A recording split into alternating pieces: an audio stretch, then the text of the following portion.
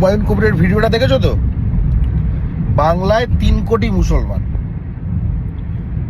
হুমায়ুন কবির এই 3 কোটি মুসলমানের 1000 কোটি টাকা দর হেঁকেছে, দরটা ঠিক করেছে।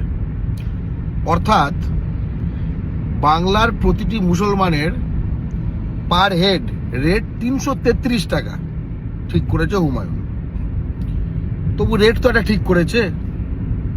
এদিকে বাংলার 7 কোটি হিন্দু, এরা কিন্তু মোদির কাছে ফ্রি।